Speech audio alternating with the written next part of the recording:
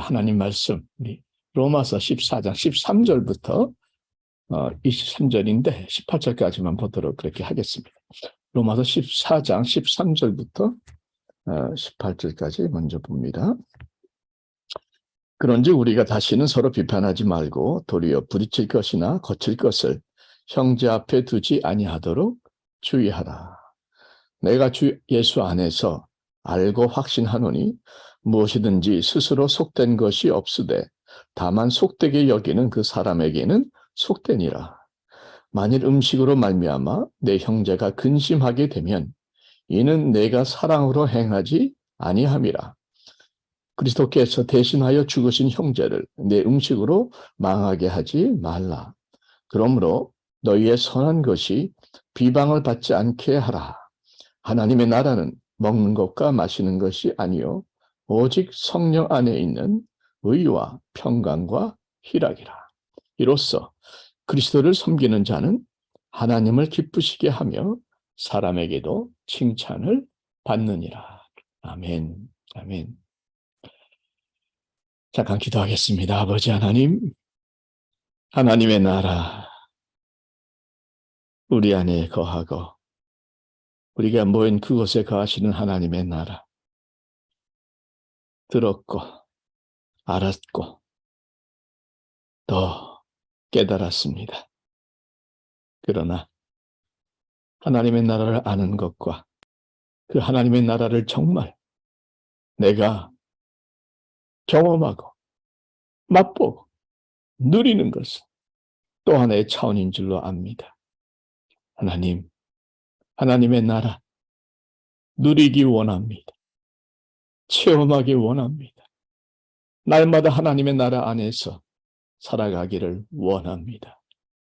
말씀을 통해서 도전하시고 그 길을 보여주시고 하나님의 나라 날마다 누릴 수 있는 은혜 베풀어 주시옵기를. 그래서 이 땅은 어둡고 힘들고 차갑고 외롭지만 내 안에서 하나님의 나라를 날마다 누리기에 나는 늘 풍성할 수 있고 감사할 수 있고 더 사랑할 수 있고 기쁠 수 있고 은혜로울 수 있음을 다시 한번 그렇게 고백하며 그렇게 살아갈 수 있도록 하나님 말씀하여 주시옵기를. 사랑하는 예수 그리스도의 이름으로 기도하옵나이다. 아멘. 아멘. 하나님의 나라에 대해서 계속해서 말씀을 나누고 있는데 잠깐 좀 리뷰를 하도록 하겠습니다. 하나님의 나라는 시간과 공간을 초월해서 통치하시는 하나님의 나라죠. 하나님이 통치하시는 하나님 왕이 되는 나라. 그분이 우리의 마음을 통치하시면 우리의 마음이 하나님의 나라가 되는 겁니다. 그분이 우리의 교회를 통치하시면 우리 교회가 하나님 나라가 되는 것이죠. 하나님의 나라는 기쁨이 있는 나라입니다. 슬픔과 탄식이 사라지고 기쁨인데 영원한 기쁨이죠. 하늘의 기쁨, 영원한 기쁨과 즐거움이 있는 나라예요. 또 하나님의 나라는 우리의 영혼의 갈증이 해갈되는 나라입니다. 광야에서 물이 솟고 사막에서 시내가 흐르는 것처럼 성령의 샘물이 솟아나고 성령의 생수의 강이 흐르는 것이 하나님의 나라입니다. 하나님의 나라는 최초에 에덴에서 세워졌습니다. 완벽한 낙원 왕국이었는데 아담과 하와의 불순종으로 말미암아 그 하나님의 나라를 잃어버리게 되었죠. 이에 둘째 아담으로 오신 예수님께서 이 땅에서 잃어버린 하나님의 나라를 다시 시작하신 겁니다. 그 하나님의 나라는 주님의 몸인 교회를 통해서 계속해서 퍼져 나가고 있습니다. 그러나 아직 완성되지는 않았죠. 우리 주님께서 이 땅에 재림하시는 날, 비로소 이 땅에 완전한 하나님의 통치, 하나님의 뜻, 이루어지는 하나님의 나라가 될 것입니다. 그래서 지금은 하나님의 나라가 시작은 되었지만 이제 완성이 되지 아니한 과정이기 때문에 개인적으로도 그렇고 교회적으로도 아직은 텐션이 많습니다. 왜냐하면 하나님의 나라를 침노하려는 마귀의 세력이 있기 때문에 그래요. 그래서 우리는 내 안에 이루어진 하나님의 나라, 천국을 지켜야 됩니다. 그 나라를 누리기 위해서는 치열한 싸움을 하면서 지켜야 돼요. 왜냐하면 천국은 침노당하는 자에게 빼앗기기에는 너무나 귀한 것이죠. 너무나 복된 것이죠. 지켜야죠. 그래서 하나님의 나라를 당하지 않도록 지키기 위해서는 우리가 싸워야 되는데 중요한 것은 함께 싸워야 된다 하는 거죠. 성경 말씀, 한 사람이면 패하겠거니와 두 사람이면 맞설 수 있나니 세 겹줄은 쉽게 끊어지지 아니하느니라. 이제 남성들 다 하시죠? 네. 그래서 싸우되 지키되 함께 싸우고 함께 지켜야 한다 하는 말씀을 드렸습니다. 그래서 마귀는요, 이 하나님의 나라를 침노하기 위해서 이 하나님의 나라, 교회를 분열시키려고 하는 것이죠. 함께 싸우면 마귀가 밀려가니까 자꾸 그 교회를 분열시키려고 하는데 어떻게 분열시키려고 하는가? 비본질적인 문제로 서로를 다투게 만든다는 겁니다. 본질적인 것과 비본질적인 것이 우리 신앙생활에 있습니다. 본질적인 문제는 뭐냐? 성경에 분명히 나와 있어요. 아주 중요한 기독교의 핵심적인 내용들입니다. 그런데 비본질적인 문제가 있다는 거죠. 성경에 정확하게 답이 나와 있지가 않아요. 그래서 이럴 수도 있고 저럴 수도 있고 이렇게 해도 별로 큰 문제가 없고 저렇게 해도 뭐 큰 문제가 없는 이런 비본질적인 것들도 많이 있는데 의외로 많은 교회들이 이런 비본질적인 문제로 인해서 나눠지고 다투고 싸우고 쪼개지는 경우들이 많다는 겁니다. 여러분, 예를 들면 종교개혁 후에요. 칼빈은 찬송을 할 적에 시편 말씀만 가지고 찬송을 해야 된다 이렇게 주장했습니다. 근데 마틴 루터는 꼭 말씀이 아니라도 찬송가를 꼭 말씀이 아니라도 얼마든지 작사할 수 있고 작곡할 수 있다 이렇게 얘기를 했죠. 성경에 정확하게 명시되어 있지 않지 않습니까? 그래서 서로 의견은 다르지만 서로를 인정하고 존중한 거죠. 그런데 오늘의 교회는 그렇게 서로를 인정하고 존중하지 못하는 경우들이 많아요. 싫어합니다. 야외 예배 때에 갈비를 구워 먹을 것인가? 삼겹살을 구워 먹을 것인가? 갈비파와 삼겹살파가 나눠져-가지고 서로 싸우다가 교회가 실제로 갈라졌습니다. 교회가 다투고 쪼개지고 성도들이 떠나는 이유들이 결코 거창하고 중요한 문제들이 아니라는 겁니다. 그런 예는 얼마나 많은지 몰라요. 여러분, 로마 교회에서도 이런 비본질적인 문제가 하나님의 나라, 하나님의 교회를 깨뜨리고 있었습니다. 바로 음식 문제, 그리고 절기 문제였습니다. 로마 교회는 유대인 신자들하고 이방인 신자들이 섞여 있었어요.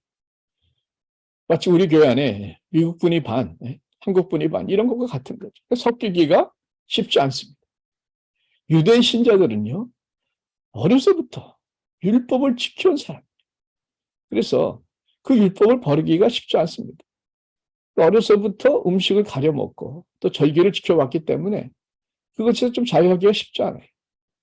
반대로 이방인 신자들은 그런 율법에 전혀 매이질 않았습니다. 율법 자체를 몰랐죠.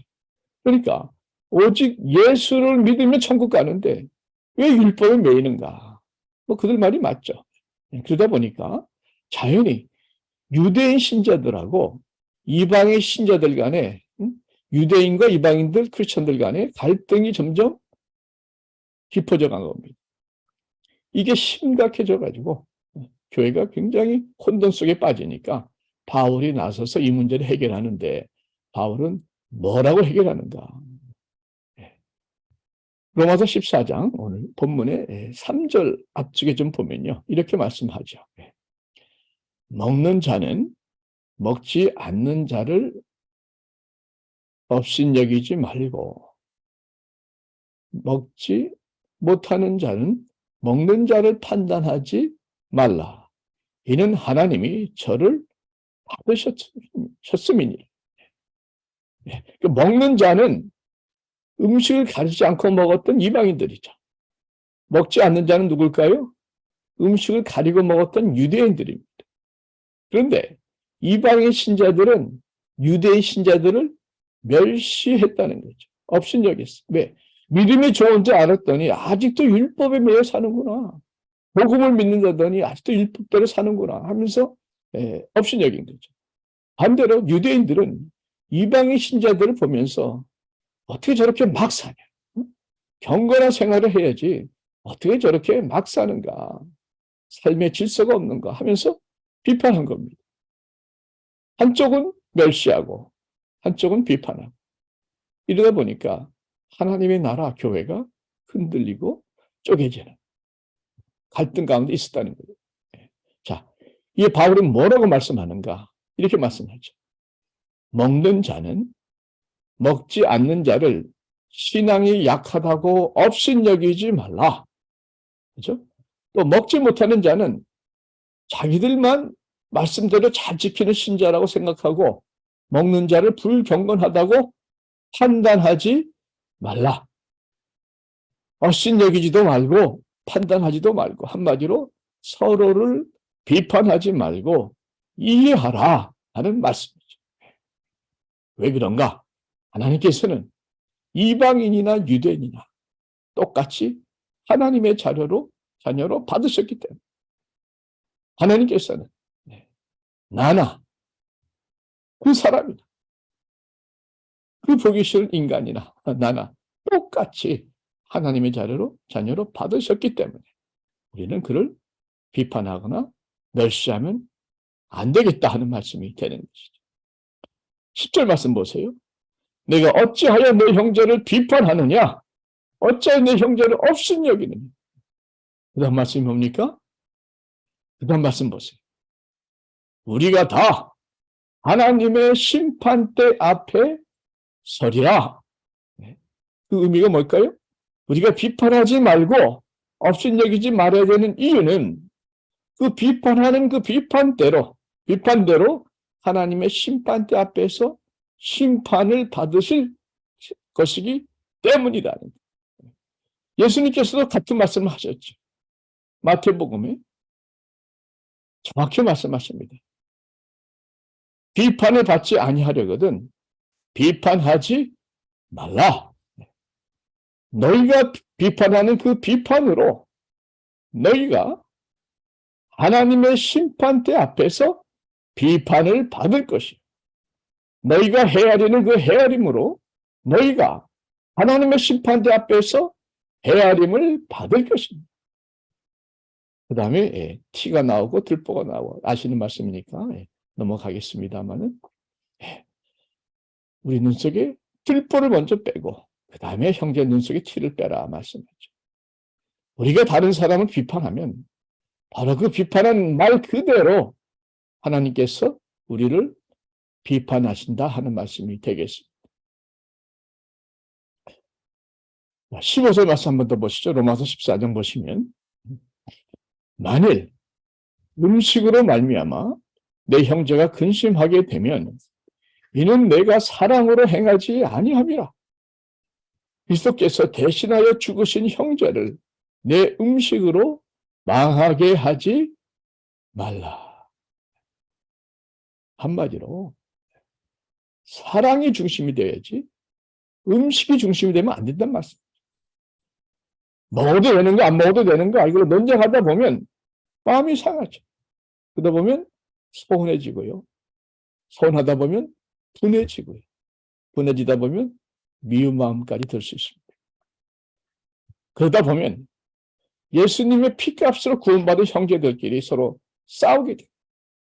결국 서로의 신앙이 망한다는 겁니다. 여기서 망하게 한다는 말씀은 지옥으로 간다 이런 뜻은 아니고요. 서로 다투다 보면 주님을 닮아가는 거룩한 성화의 과정이 막힌다 하는 말씀이 되겠습니다. 또 주님의 사역이 막힌다 하는 말씀이 되겠습니다.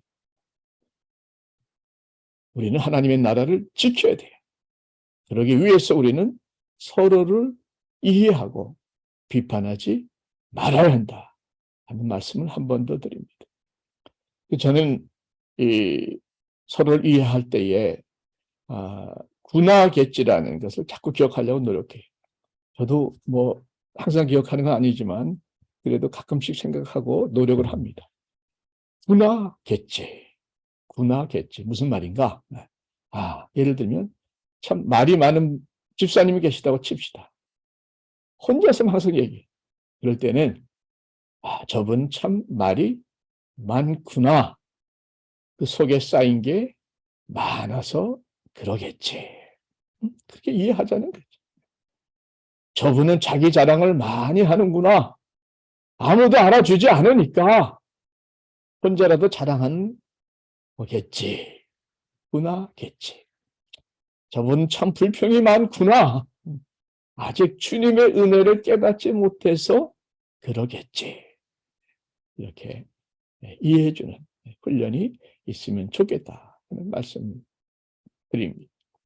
그래서 첫째는 뭡니까? 우리가 비판하는 대신에 이해하자는 것이고, 두 번째 하나님의 나라를 지키기 위해서 해야 될 것은 하나님의 나라를 먼저 구해야 하는 것입니다.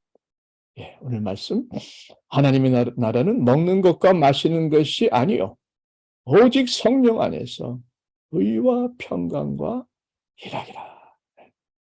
여러분, 우리 신앙생활에서 가장 본질적인 것, 가장 중요한 것은 하나님의 나라입니다. 하나님의 나라에 들어가는 것이고, 그 하나님의 나라를 누리는 것이고, 지키는 것이고, 그 하나님의 나라를 나누는 것입니다. 하나님의 나라를 지키고 누리고 나누는 것 외에 다른 것들은 다 비본질적이라고 볼 수 있습니다. 6절 말씀 보십시오. 나를 중히 여기는 자도 주를 위하여 중히 여기고 먹는 자도 주를 위하여 먹으니 이는 하나님께 감사하며 먹지 않는 자도 주를 위하여 먹지 아니하며 하나님께 감사하느니라. 우리의 신앙의 표준은요. 음식이나 날짜가 아니라 뭡니까? 주를 위하여. 주를 위하여가 핵심이고 표준이고 기준이고 실질이라는 것이죠. 주를 위하여 먹으니까 하나님께 감사한 것이고 주를 위하여 먹지 않으니까 이것 또한 감사하는 겁니다. 그러니까 먹는 자는 먹을 수 있기 때문에 감사하는 것이고 먹지 않는 자는 먹지 않을 수 있기에 감사하는 거죠.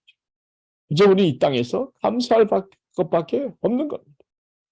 하나님의 나라는 먹는 것과 마시는 것으로 서로를 비판하고 무시하는 것이 아니라 하나님의 나라는 감사 가운데 성령 안에서 의와 평강과 기쁨을 누리는 것. 이 의와 평강과 기쁨, 이 말씀은요, 로마서 5장에도 나와요. 보세요. 그러므로 우리가 5장 1절 말씀해 보시면 그러므로 우리가 믿음으로 의롭다 하심을 받았으니 여기 의가 나오죠. 하나님의 나라는 성령 안에서 의와 평강과 희락이라고 그랬는데 여기 의가 나오죠. 믿음으로 의롭다 하심을 받았으니 우리 주 예수 그리스도로 말미암아 하나님과 화평을 누리자. 평강이 나오죠.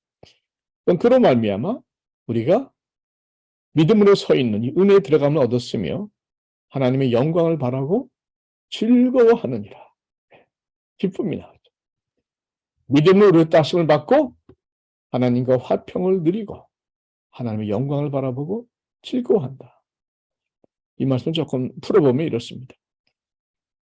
자, 우리는 의, 믿음으로 의롭다 하심을 받았죠. 하나님의 나라는 그 백성들을 의롭다고 인정해주는 나라예요. 여러분, 우리가 하나님 앞에서 어떻게 의롭다고 얘기할 수 있겠습니까? 아무도, 나는 의롭다고 말할 사람은 아무도 없습니다. 그런데 내가 의로워서 의로워진 것이 아니라 하나님께서 의롭다고 하나님 나라의 백성들을 인정해 주셨기 때문에 우리가 의로워진 줄 믿습니다. 오직 십자가의 공로로, 십자가의 희생으로 죄인인 내가 의로워진 거예요. 그래서 우리는 자랑할 게 없는 겁니다. 그래서 우리는 다른 누군가를 판단하고 비판하고 멸시할 만한 자격이 없는 겁니다. 우리는요, 그렇게 잘난 사람들이 아니에요. 스스로 생각하는 만큼 그렇게 똑똑하고 거룩한 사람이 아닙니다. 오직 은혜로 하나님 나라의 백성이 되었기에, 오직 은혜로 지금까지 살아올 수 있었기에, 오직 은혜로 우리도 서로를 대하고 품어야 될 줄로 믿습니다. 우리가 의로워지면, 은혜로 의로워지면 하나님과의 관계가 회복이 되기 시작합니다. 그래서 하나님과 뭘 누립니까? 화평을 누리죠. 그 평강은 하나님께서 주시는 하늘로부터 내려오는 평강이요, 예수님의 평강입니다. 이 하늘의 평강을 잘 노래하는 찬송이 있지 않습니까? 평화 평화로다 하늘 위에서 내려오네. 그 사랑의 물결이 영원토록 내 영혼을 부소서. 하나님과 화평하면서 하늘의 평강으로 채워진 사람은 점점 하나님을 더 사모하게 됩니다. 그리고 점차 하나님의 임재를 누리기 시작합니다. 하나님의 임재라는 것은 너무나 이렇게 어렵고 신비하고 두려운 게 아니라고 생각합니다. 브래더 로렌스라고 하나님의 임재 연습이라는 책을 본인이 쓴 것도 아니에요. 다른 사람이 그분의 편지를 편집해서 만든 조그만 책인데 400년이 넘도록 베스트셀러. 그 책에 보면 하나님의 임재를 이렇게 얘기를 합니다. 하나님의 임재란 하나님이 언제나 내 곁에 계신다는 사실을 기억하면서 하나님께만 나의 영혼의 관심을 집중시킬 때에 누리는 것이다. 이렇게 있어요. 한 번 더 말씀드릴게요. 하나님의 임재란 하나님이 언제나 내 곁에 계시다는 사실을 기억하면서 그 하나님께만 내 영혼의 관심을 집중시킬 때에 누릴 수 있는 것이다. 하나님을 바라보는 것, 하나님을 고요한 가운데에 묵상하며 신뢰하는 것, 그게 하나님의 임재를 누리는 것이고, 하나님의 임재를 누리면 그 결과는 기쁨이요 희락이죠. 그래서 로렌스 형제는 이렇게 고백합니다. 나는 어디를 가든지 주님께 친근히 말씀드리고 필요한 모든 것을 그분께 구하며 이루 헤아릴 수 없는 많은 모양으로 그분과 더불어 기뻐한다. 하나님의 임재는 몸에 배기까지는 쉽지 않지만 한번 습득되고 나면 거룩한 기쁨의 원천이 된다. 하나님의 임재는 쉽지 않지만 한번 습득되고 나면 거룩한 기쁨의 원천이 된다. 하나님이 임하시면 우리의 마음에는 기쁨이 넘쳐 흐른다는 것이죠. 자, 이렇게 먹는 것과 마시는 것에 매이지 않고 하나님의 나라를 우선적으로 사모하고 또 누리고 지키는 사람들은, 의와 평강과 희락을 누리는 사람들은 어떻게 되는가? 18절에 결론적으로 이로써, 이렇게 함으로써 그리스도를 섬기는 자는 하나님을 기쁘시게 하며 서로를 사람에게도 칭찬을 받느니라. 그죠? 이렇게 마지막 결론은 무엇입니까? 본질적인 것과 비본질적인 것을 구별해서 나와 생각이 다르고 나와 믿음이 다르다고 비판하지 말고 업신여기지 말고 서로를 이해할 때에 하나님은 기뻐하신다. 사람들에게 칭찬을 받는다. 또한 성령 안에서 하나님의 나라, 의와 평강과 희락을 날마다 순간마다 누리며 살면 하나님께서 기뻐하시고 사람들로부터 칭찬받는다. 여러분, 바로 이렇게 본질적인 것과 비본질적인 것을 구별하시고 하나님의 나라를 먼저 구하심으로 하나님께로부터 기뻐하시는 은혜를 경험하고 사람들로부터 칭찬받으시는 이 땅에서 하늘을 누리며 사는 복 중의 복이 여러분들에게 늘 함께 하시기를 축원드립니다. 기도하겠습니다. 아버지 하나님, 나와 다르다고 해서 틀리다고 해서 더 이상 비판하지 말고 서로를 이해하게 하옵소서. 이 모든 것 이전에 먼저 하나님의 나라와 하나님의 의를 먼저 구하게 하셔서 성령 안에서 늘 의와 평강과 희락을 누리게 하여 주옵시고 그래서 하나님께로부터 또 사람들로부터 칭찬받 나머지 여생 이 땅에서 하늘을 누리며 사는 여생이 되게 하여 주시옵기를 사랑하는 예수님의 이름으로 기도하옵나이다. 아멘.